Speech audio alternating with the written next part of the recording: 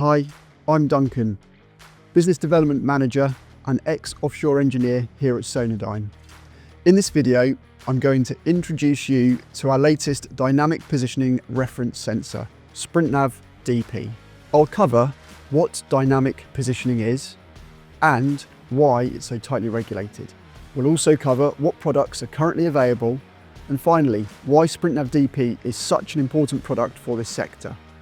And we'll cover how it works. A dynamic positioning system allows a vessel to hold station, heading, or constant speed. They allow very tight control of a vessel by controlling its thrusters, allowing extremely precise maneuvers to be performed. This makes them a really useful tool when working in close proximity to offshore structures above and below the surface, or next to other vessels. They allow the vessel to be used when working with divers, ROVs and AUVs to ensure they can be deployed and recovered safely. Most offshore assets require a vessel to be on DP before they can move into an exclusion zone around that asset. Imagine allowing a vessel alongside an oil rig, only to find out it's out of control and drifting towards the rig, potentially damaging the structure. Operators need to make sure the vessel is always under control. To do this, the DP system uses different position reference systems which feed into the DP system. The more of these systems you have, and the more these systems differ, the more redundancy and robustness the DP system has. For example, GNSS systems are fantastic at telling the DP system where the vessel is, but as soon as the vessel is in close proximity to a large structure, the GNSS signals can be masked, meaning the DP system no longer knows where the vessel is. The vessel needs another position reference that doesn't rely on GNSS. When a vessel has multiple position references that use different technology feeding the DP, this is known as a DP2 vessel.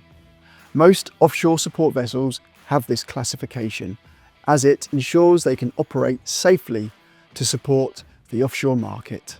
There are a number of technologies that can be used for DP references.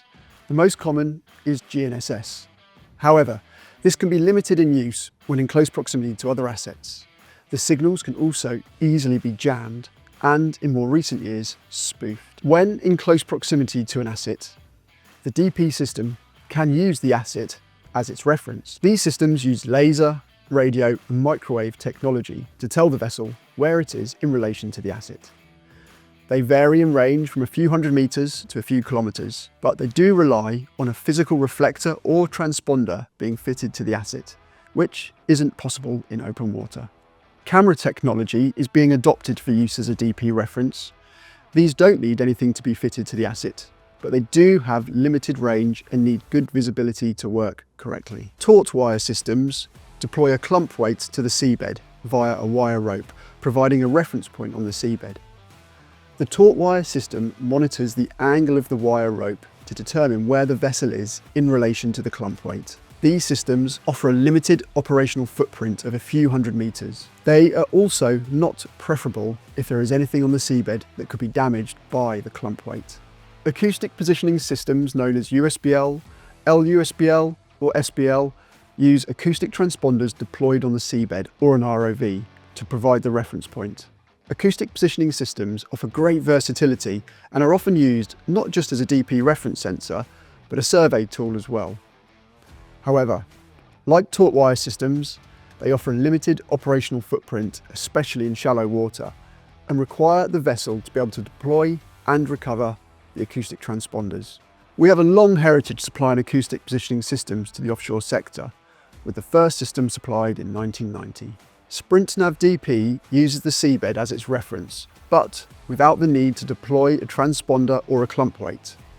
SPRINT Nav DP emits an acoustic pulse which is reflected off the seabed. This needs to be in a water depth of no more than 230 meters, otherwise the signal is too weak when it is received on the surface.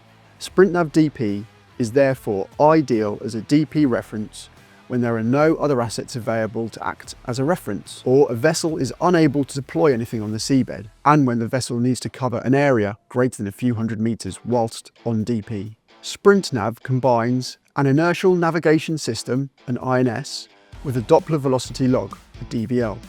and a pressure sensor in a compact single housing, providing an all-in-one navigation instrument for underwater and surface vessels. At Sonardyne, we combine our SPRINT INS and SPRINT DVL alongside a high accuracy pressure sensor to create the SPRINT Nav system. When used independently, INS is an accurate reference for a short period of time. However, it's likely to drift over time if there is no aiding interface. Combining DVL with INS helps to prevent this. The use of our SPRINT DVL provides ultra-tight coupling of the DVL and INS data, allowing for increased robustness and error management, making the system ideal for DP operations. We were the first to market a hybrid acoustic inertial family of products for a variety of subsea applications, and SPRINT Nav now has a proven track record. Our SPRINT Nav family of all-in-one DVL INS instruments has provided reliable navigation for ROVs, AUVs and USVs for more than a decade. It is renowned for its performance and is installed on hundreds of vessels. I hope you found this video useful. If you have any questions, please get in touch via sonardyne.com or your local Sonardyne office. Don't forget to like this video and subscribe to our YouTube channel to keep up to date with everything new from Sonardyne. And thanks for watching.